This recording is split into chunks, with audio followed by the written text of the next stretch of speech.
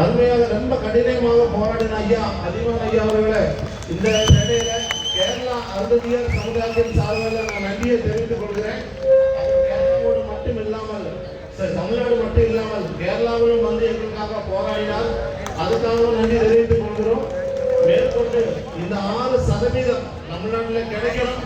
அது மட்டுமில்ல, அது ஒன்று തന്നെ கேரளாவிலே வாழ்கிற கிட்டத்தட்ட ஒரு 4 லட்சம் அருந்ததியர் சமுதாயம் கேரளாவில் இருக்கும். கொஞ்சம் நஞ்சம் கிடையாது, 4 லட்சம் பேர் நம்ம இருக்கோம்.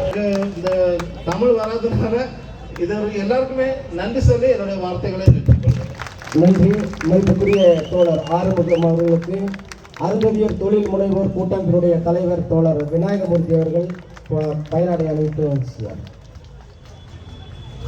மனிதநேய மக்கள் கட்சியினுடைய பொதுச் செயலாளரும் சட்டமன்ற உறுப்பினருமான மதிப்புக்குரிய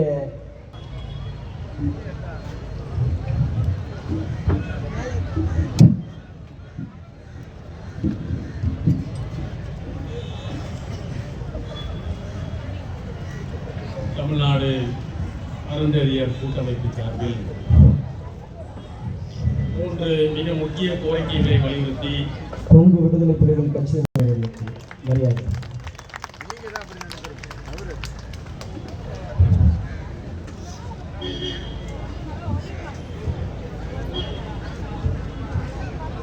உங்களோடு நாங்களும் இருக்கிறோம் என்பதை பறைசாற்றும் விதமாக உங்களுக்கு தோள் கொடுக்க துணை நிற்க வருகிறது. உங்களுக்கு வாழ்த்துறை வழங்க இருக்கின்ற தோழமை இயக்கங்களுடைய தலைவர் பெருமக்களே, பெருந்தளாக எழுச்சியோடு விளிம்பில் மற்றும் விளிம்பில் இருக்கக்கூடிய ஒரு சமூகமாக இருக்கக்கூடிய அருந்ததி சமூகத்திற்கு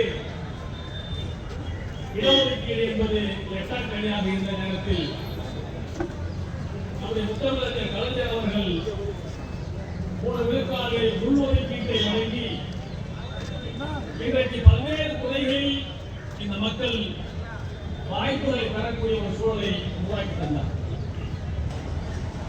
அதற்கு ஒரு சில பேர் ஒத்துழைப்பு செய்த நேரத்தில் சட்டமன்ற உறுப்பினராக இருந்த மனிதநேய மக்கள் கட்சியினுடைய தலைவர் பேராசிரியர் ஜவஹர்லால் அவர்கள் இந்த உள்ஒதுக்கீட்டை ஒழிப்பதற்கு, அதை எடுப்பதற்கு ஒரு காலத்திலும் நாங்கள் அனுமதிக்க மாட்டோம் என்று போர்க்குரலை சட்டமன்றத்தில் எழுப்பியவர் எப்போதும் தயாராக இருக்கிறோம் என்பதை இந்த நேரத்தில்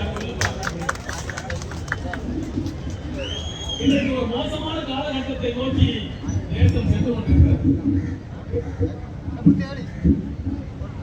ஒன்றியத்தில் இவர்கள் எதை நோக்கி பயணிக்கிறார்கள் என்று சொன்னால், 2000 ஆண்டுகளுக்கு முன்னால எப்படி இந்த தேசம் அடிமைப்பட்டு 2000 ஆண்டுகள் அடிமைப்பட்டு கிடக்கிறதோ அதனுடைய உச்சபட்சமாக பார்த்தால் தீட்டு தொட்டால் தீட்டு என்று அந்த வர்ணாசிரம சனாதன அந்த வெறித்தனத்துக்குள் மீண்டும் இந்த தேசத்தை கொண்டு போய் சேர்ப்பதற்கான ஒரு சதித்திட்டத்தோடு தான் இன்றைக்கு மோடி அரசு செயல்பட்டுக் கொண்டிருக்கிறது.